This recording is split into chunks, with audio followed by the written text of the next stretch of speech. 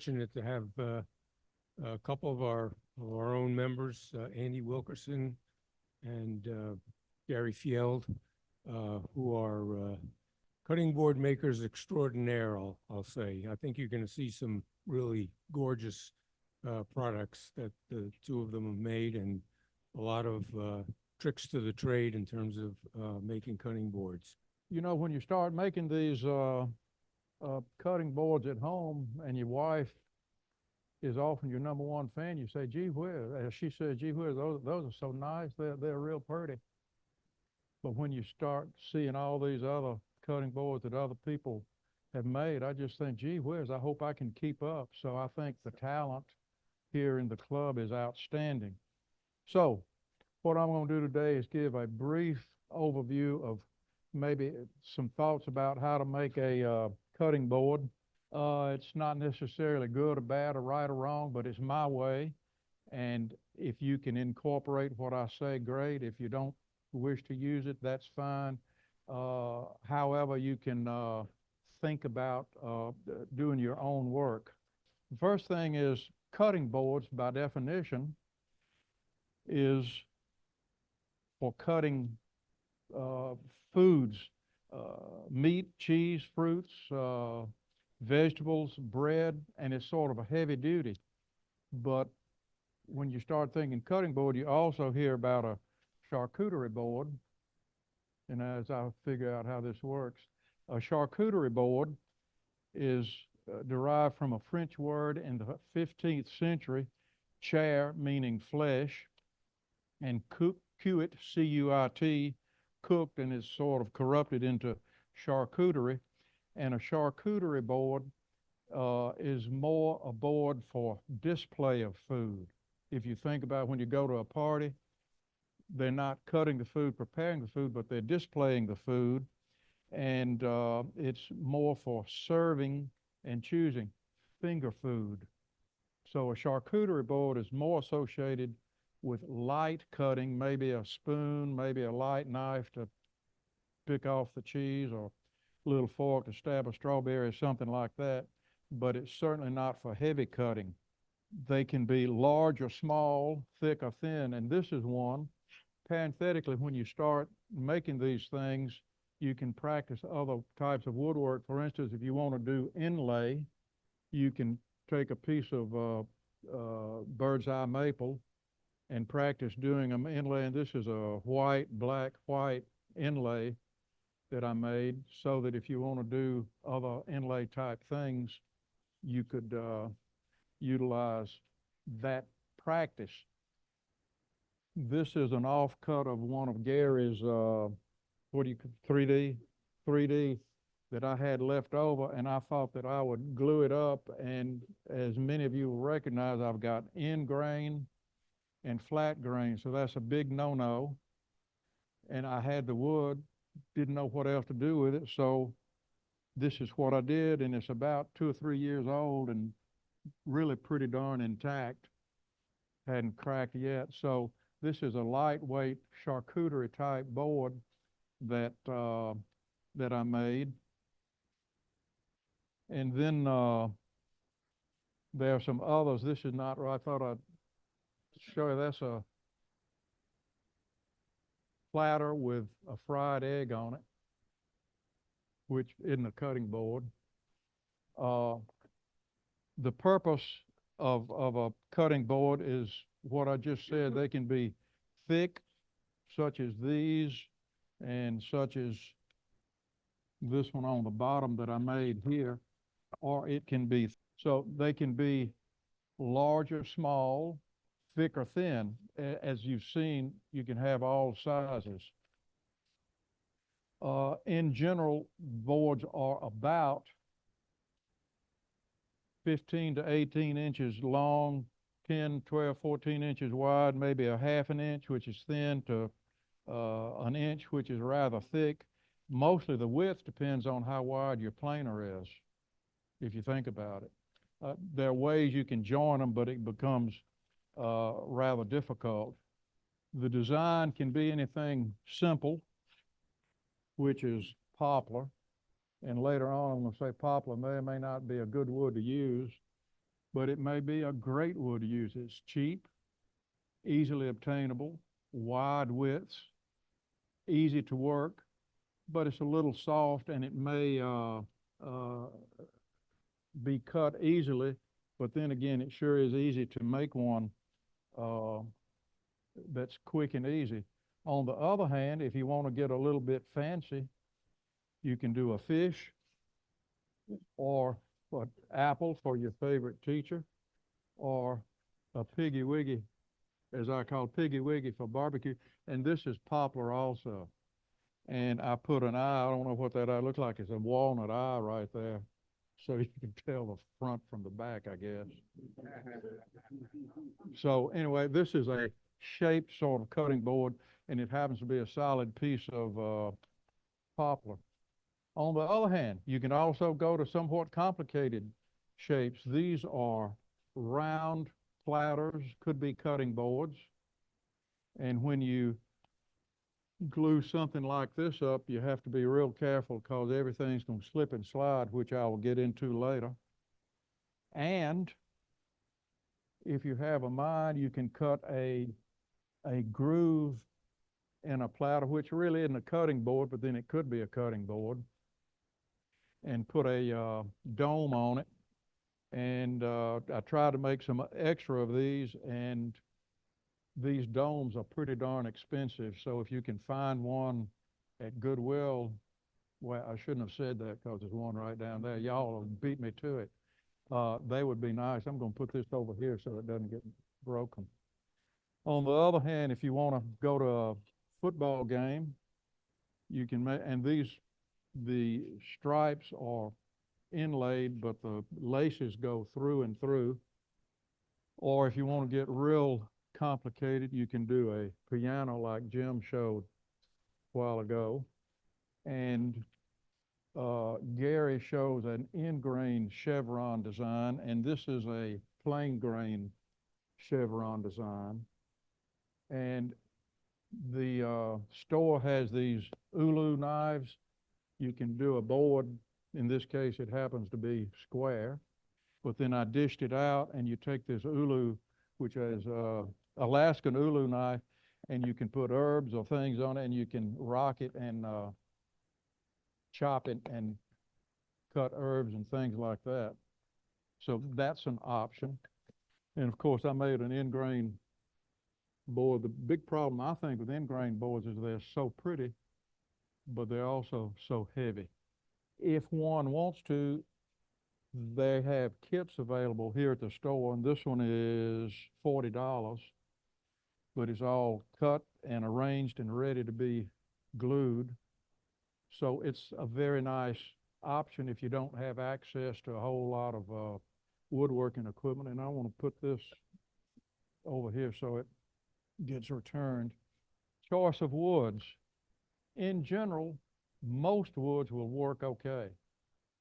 There's some you might not want to use, especially, I think I noticed somebody said they used a red oak for one of their cutting boards, which is okay, but it's a little on the porous side. However, this happens to be ash, which I finished with shellac and then came back with a dark pigment stain to fill out all the pores, so it makes the porosity of the wood pretty darn outstanding. So that's an option when you get to the finished portion. But most woods are okay. Domestic hardwoods, cherry, walnut, maple, birch, beech, et cetera, et cetera. Most exotic woods, and I think some of those woods are on the exotic side. I would avoid fir, maybe not cedar, pine, some of the more porous woods, treated lumber, obviously. And then do you use poplar? Well, on the one hand, it's soft, but on the other hand, it sure is cheap and very easy to work with. So most woods are okay. I don't know of any that aren't okay. Construction is on the one hand easy, on the one hand it's not easy at all. You need straight, flat grain, avoid knots if you can, avoid figured woods because they're going to be more difficult to work with and they're going to move more. So When you start gluing up woods, the straighter and plainer the grain is, the easier it's to work with. By the way, this is a darn good chance to practice making a panel. If you want to make a panel 2 or 3 feet long, 2 or 3 feet wide, then making something like this is a real good chance to be able to practice on some inexpensive leftover wood that you have and not make mistakes with a big panel that you're trying to glue up. For the arrangement of your design, there are really no real restrictions. As you've seen, this is a multiple parallel design. This is Wingy and Yellowheart, in grain, obviously, and in grain back here. And then the chevron is present, but the point being that it is a central design with plain edges. And I don't think I brought one. You can have a central core here, but now you have some design on the edges also. Point being, you can make these unbalanced, symmetric, asymmetric, combination of wood. Depends on what you find in your shop. Once you decide, you need to sort of lay out how you want the wood to look, just to have an idea of what it's going to look like before you start to glue it. The assembly, you need to get the boards flat, and if you can get the boards to the same thickness, it makes it a whole lot easier. This board from the store is flat and flush throughout. On the other hand, sometimes the boards I find, I may have a 3/4 inch board and I may have a 13/16. I may even have a 1 inch board, and I glue it up and plane it down. So it's a whole lot easier to have everything consistent. But sometimes we get excited and can't wait. Once I get the rough layout, I would cut the boards a little bit longer than my final dimension so that you can trim the ends later on. You certainly don't want to say, I want a 15-inch board, and you cut the board to 15 or 15 1/4, and then when they glue up, they don't match, and all of a sudden you wind up with a 14-inch board. So cut them 16 or even 17 inches long. It is important to get the edges square. If you don't have square edges, you've got problems. If you're not familiar, when you cut the boards, you would cut this board, and then you would cut this edge, and you flip it over so that B gets cut upside down.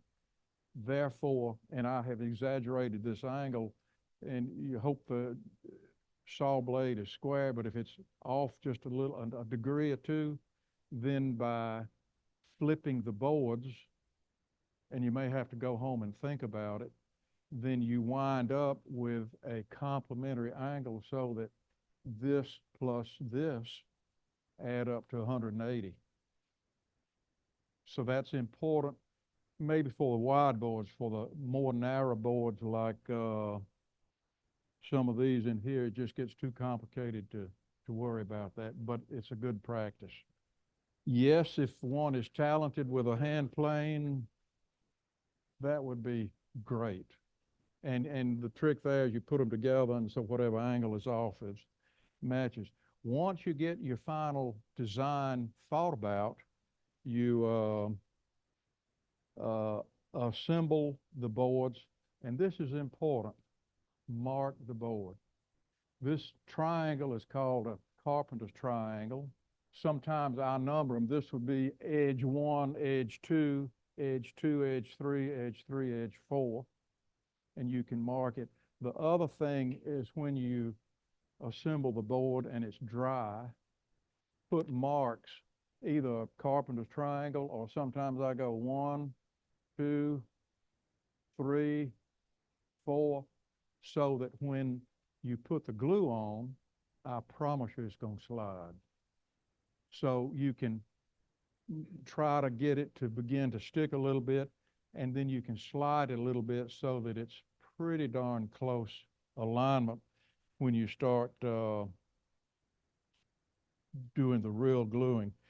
Whether you use a pencil or a Sharpie or whatever is up to you, depending on how you're going to finish the surface.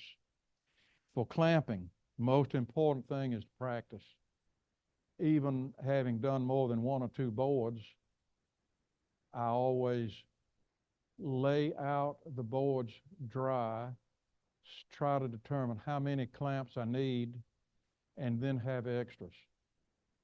And one trick for something with my irregular thicknesses of boards, it doesn't always work, but with something like this, what you can do is get a caul that would be perpendicular to the edges, and as an important reminder, get packing tape and put on the edge so that when you clamp it, it keeps the edges flat, and then the packing tape prevents it from sticking. Because if you glue this caul on and then you forget to take it off, you finally have about a 2-inch board that's glued to the end. And those are very difficult to get off. Once you get ready to clamp, some people say alternate a clamp up and down, because one clamp tries to tend to pick it up this way, the other one tries to tend to pick it up that way. But if you put the cauls on it, that may overcome, but nevertheless, that's a hint. If you're interested whether or not I use dominoes or biscuits, I don't. Never, ever. You might could use it for big pieces, maybe for alignment, but not for holding power. I just use face to face, surface to surface. I mentioned the cauls on the ends to keep it flat. Some people might suggest that you use cauls or batten boards on the edges so that you don't damage the edge of the board when you're clamping it down, because the clamp pads will often emboss or impress the wood. So depends on where your thinking is. Are you going to cut the edges, or are you going to work with what you have going on? How's my time? Okay, good. For glue, I use Tite Bond 3, because it's waterproof, and if these things get wet, then it should remain intact. Some people, I understand, use Gorilla Glue or polyurethane glue. I never have, because I've been successful with Tite Bond 3. I coat both sides of my edge. Some people would, some people wouldn't. But as one of my theories in life is you can't have too much money, too many clamps, or too much glue.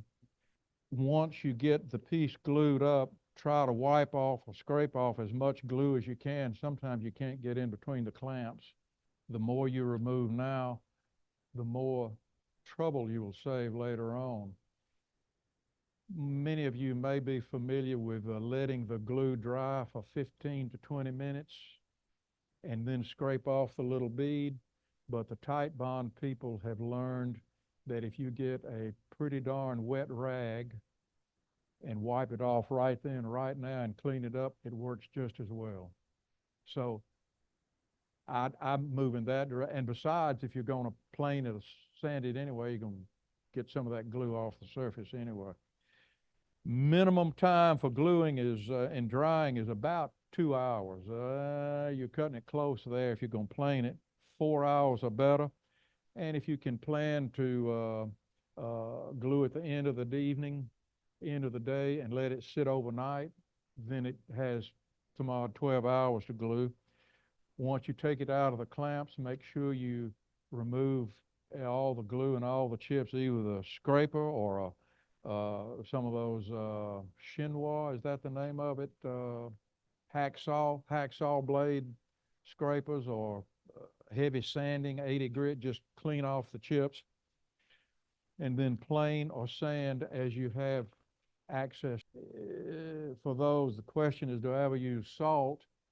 And the salt is supposed to be a little bit irregular surface and then gets in between the glue and it'll hold the things. I've never used it, and besides, I use cawls and clamps and a heavy hammer, and as I used to say, luckily, I used to play golf in the past, and I know a lot of good words that help persuade the board into place. Uh, once you've glued the board, you sanded it, planed it, sanded by hand or a thickness sander if you have access to one. Question becomes, do you profile the corner? Do you profile the edge? This board has a small cut, small corner. This one has a larger radius corner. And it just depends, pure decision on your part. Do you want to profile the edges? Well, this one is almost rounded over, but not quite. This one is just rounded over a little. This one has sort of a bead or round over on one side and a cove on the other. So it becomes your choice. If you want to do a finger hole, I don't have one with a finger hole, but you need a jig to be able to cut that. And for some of these heavier boards, do you have any finger holes in you? You know, you could stick your finger, but if you have a round over enough, it's good, an option. For juice grooves, it gets complicated, and here you are, you've got a pretty board, and you've told your wife how wonderful you are, and then you put a juice groove in and the router slips, and that's when you go back to your golf background. So you have to have a jig that will allow the groove to be at a certain distance, and you route shallow, shallow, and route again shallow. For the finish, one option is no finish, which I think is this piggy wiggy. And you could argue that you're going to whack it and cut it anyway, so why finish it? The next option would be wax, which ain't bad. Some of the commercial finishes like this butcher block oil is available here at the store. So that would be an option. Mineral oil, and you can buy, do they sell mineral oil here? I think you can buy medicinal mineral oil at maybe $10 a bottle, and you can buy it at grocery store, Jim, for $2 or $3. And a lot of people use mineral oil, and it gives a very nice, easily refinished surface.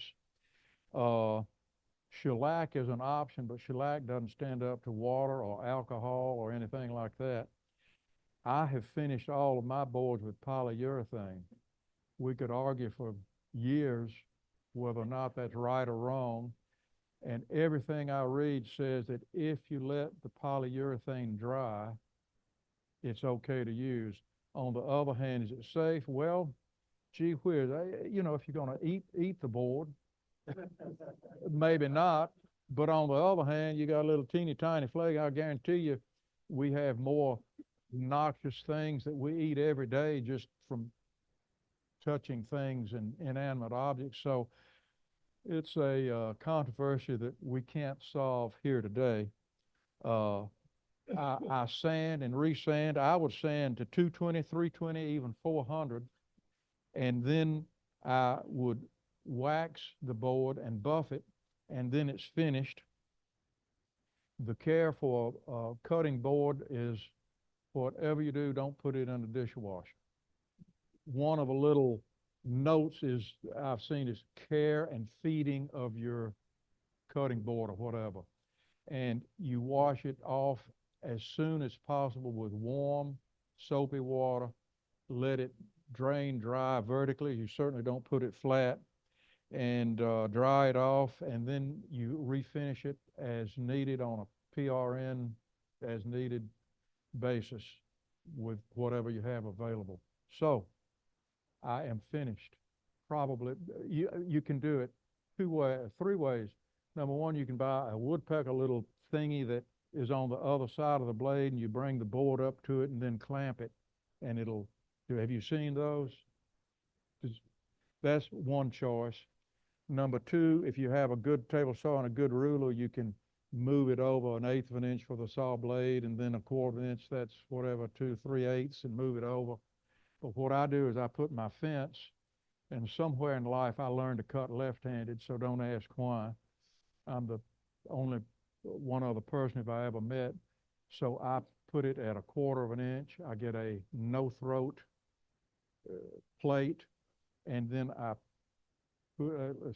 push it through, and then I reach over the blade and I push the little strip that I've cut so that I can push it through, and you can get one of these little, you can get one of these things shaped like that, and you can push the wood through and go through the saw. So I probably don't do it the safest, but don't tell my wife. In closing, I made a bunch of things, boxes and tables and cutting boards. And my wife says that when I die, and everybody, as we say in the South, come review the remains, she says, "I'm so glad you came. Please take one of Andy's boards. I'm so glad. Please take one of Andy's boxes." And I said, "Well, hell, if you're going to do that, I'm going to have more friends than I ever dreamed of, because they're going to want a box." So that's it. I'm finished. Thank you. I was shocked when I was starting to put this presentation together. My first cutting board was similar to this. I don't know if this is the first one or not, but when I went back to look at the plans, it came from a wood magazine, 2006. I've been making cutting boards for 18 years, and I don't know where those 18 years went. Andy mentioned about dishwashers. Back when I first started, a similar one to this, I gave it as a wedding gift, and they were using it every day. He got home from work one day. His wife had put their cutting board in the dishwasher. Now, at that time, I was using the Gorilla polyurethane glue, which is a waterproof glue. She's still alive, barely, but that board came out perfect. There was no gaps, no opening, nothing. So, since then I've gone to the Tight Bond 3, but most of the people, this is kitchen art for the women. They don't use it. Like I said, this is one of my first ones. My wife has this one. You notice there's not a single cut mark on it. They sit on the counter and they're there for decoration. This is an olive wood, just 2-inch square. This is walnut, maple, and cherry. This is the 3D that we're going to be talking about. This is what I call a chevron, maple, and walnut. This is just maple and walnut. And this one I put together with leftover pieces from other cutting boards. And the thing is, I have not been visited by a cutting board police yet. So, anything goes. So let's go ahead and start with the 3D cutting board. This is hard maple, cherry, and walnut. To make this board, you're going to need 4 pieces of 3/8 inch maple, at least a minimum of 5 inches wide and 24 inches long. On the cherry, 1 piece of 3/4 by a minimum of 5 inch wide, and 1 piece of walnut 3/4 by 5.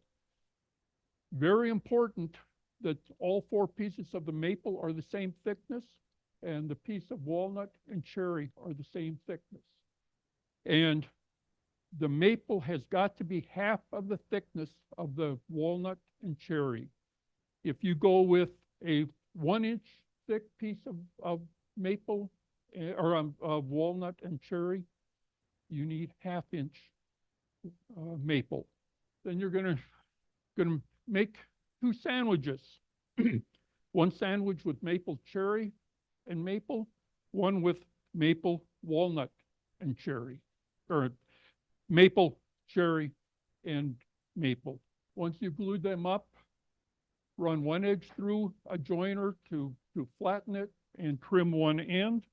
And then you need to set your table saw at 30 degrees, not 31 degrees, not 29 degrees. Don't use the number on the saw. Make sure it is at 30 degrees. No, blade thickness does not matter. And I recommend using a high quality glue edge blade because you're not going to be running the individual pieces through a joiner to flatten. You want a good quality blade to make those cuts. The next step, you're going to take that sandwich and you're going to adjust the rip fence right up to the edge of the blade, and you're going to make that first cut. You can see I'm cutting off just the very edge at 30 degrees.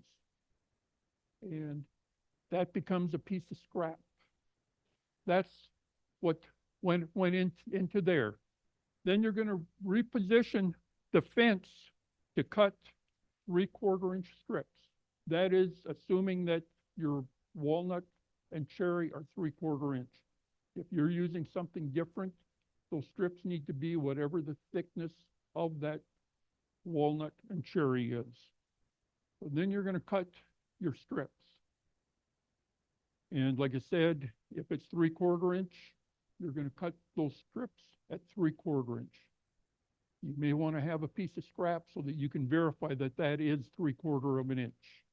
And that 5-inch piece should give you 4 strips from each of those sandwiches. That's why you need at least 5 inches, because that will give you a cutting board that is about 10 to 11 inches wide.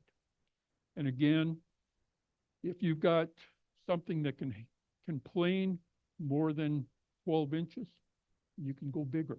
But the problem is you need to be able to flatten whatever you're finishing it.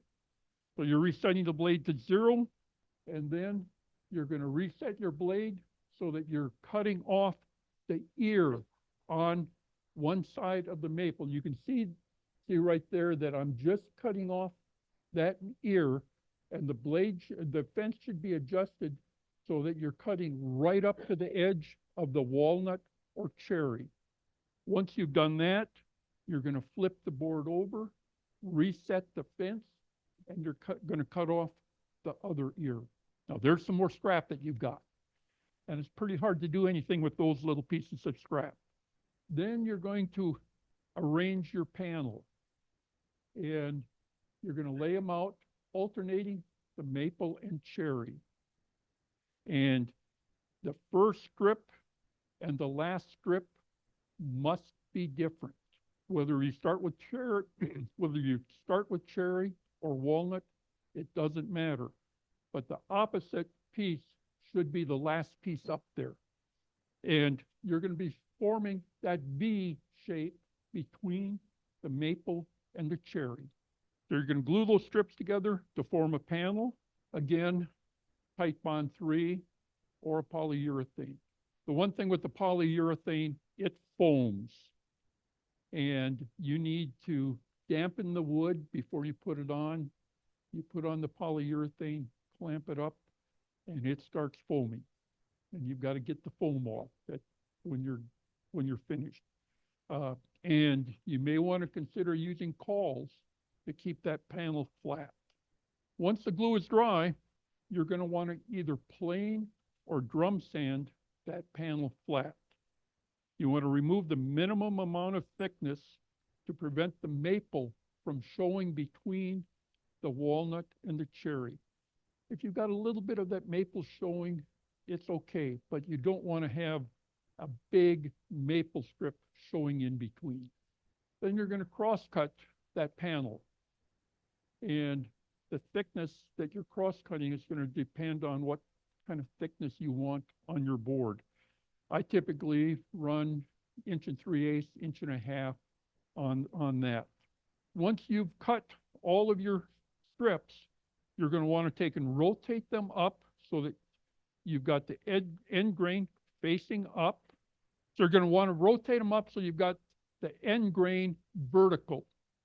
Then what you're going to do is take and rotate every other strip. And then you're going to flip them end to end.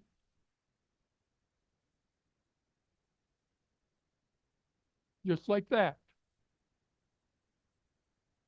And if you look at this, the cherry is pointed diagonally in one direction, the walnut in the other direction. And that gives you that 3D pattern. Now, before you glue that up, look at it, walk away and have a soda or a cup of coffee, come back, look at it again, maybe get your wife to come and look at it. And why am I telling you this? Because guess what? It is easy to screw up the rotating and the flipping. So, there is what that 3D pattern looks like. And then it's gluing them up again. I've got this jig that I use for gluing up so that it keeps it square. Put a piece of wax paper or parchment paper on the bottom so that it doesn't glue to the jig, and glue up and clamp. And again, you can see I'm clamping from the two directions. And I typically, at this point, I do not use cawls on it. I try to keep them as flat as possible. So once that glue up the glue is dry, now it's time to get rid of the glue and get it flat again. Two options. Preferable, if you've got a drum sander, run it through the drum sander. If you don't, you can run it through a planer, but you're end grain. And in order to run it through a planer, you want to glue a sacrificial piece of wood on it to prevent that end grain from blowing out. Now, way back when, a couple times I did not put a sacrificial piece of wood on, but I put like a 1/2-inch round over on the edges so that the planer would not catch that edge. And it worked, but I don't recommend it. And then typically I'll use a 3/8 inch round over on top and bottom and the edges. And again, I've got a drum sander, so I'll run it through my drum sander, starting with a 120, and I'll even go up to a 150 or a 180 in the drum sander, and then I'll go to a random orbital. The thing is, between different grits, you want to take and spritz the board with water to raise the grain. Both sides, sand it, spritz it again, because it's unbelievable how much grain will raise when that water touches it. Yes, these are all end grain.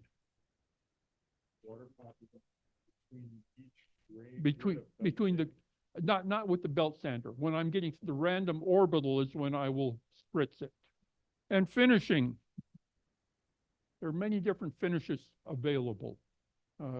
Andy mentioned the ones. I originally was using, I bought some of the stuff from Rockler or Woodcraft to start out with. Then I looked at some of the ingredients, and it was basically mineral oil. You can buy a gallon of mineral oil at Amazon for less than $30. So I was buying a gallon, pouring it in a tote, putting the board in there and letting it sit overnight, taking it out and because it is surprising how much that end grain absorbs. Recently, I started using walrus oil. And in my opinion, walrus oil is phenomenal. The thing is, you put it on, and you can almost hear the wood sucking that oil in. And it's surprising. You can put walrus oil on the one side, flip it over to the other side, flip it back to the first side, and it's basically dry on the first side. Put on more mineral oil. Put on until it doesn't soak in anymore. And I put feet on the bottom of my cutting boards. Rubber feet, two things. It keeps them from sliding on the counter, but also it raises it off the surface of the counter in case the counter's wet or whatever. So I always put the rubber feet on the bottom. So that's the 3D cutting board. Any questions? Random orbital. Yeah, I'll typically start with 150 or 180 on the random orbital. I'll go up to 220, 240. I never go more than 240 on it, but come out of the drum sander, spritz it, go to the 150, spritz it, go to 180, spritz it, go to the 240. If you feel my boards up here at 240, they're very smooth. Yeah, go to 400, 800, maybe they'd be a little smoother, but yes, it's a cutting board. One thing I wanted to mention here, last fall, a lady had a cutting board that her mother had used, and this cutting board was in the neighborhood of 100 years old, and her mother had used it every Sunday for dinner. She wanted to have it refinished. And this was an end grain cutting board out of cherry. I took it home. I hit it with the random orbital sander with, I don't remember what grit it was, but it was unbelievable how little sanding I had to do on this 100-year-old cutting board that had been used so much. That's the advantage of end grain, that it is so forgiving of knives. But yeah, just hit it with a sander, and it's surprising how little a groove a knife will make in end grain.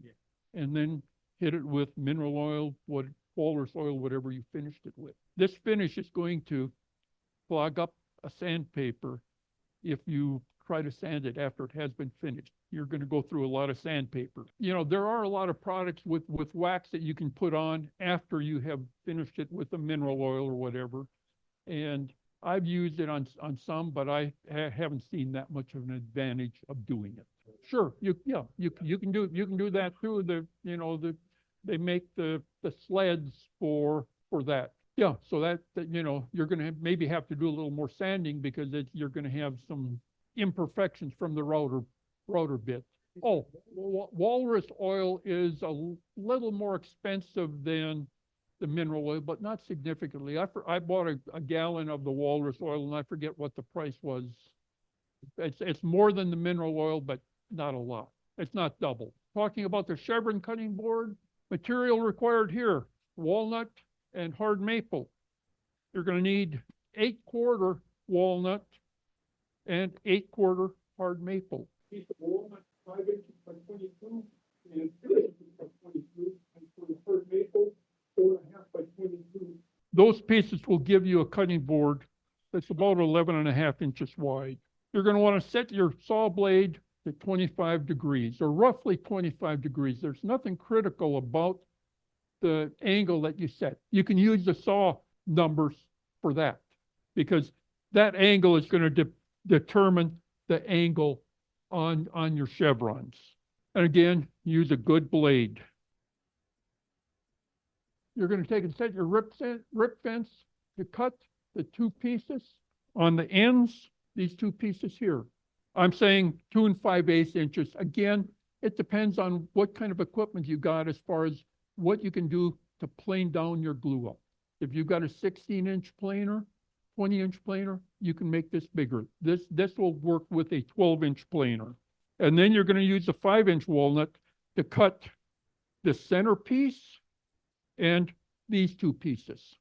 And then you're going to go to the maple, and you'll cut 3/8 inch maple and the 1-inch maple. Now, these are rough cuts because you're going to want to go through and plane or drum sand these pieces to the same thickness.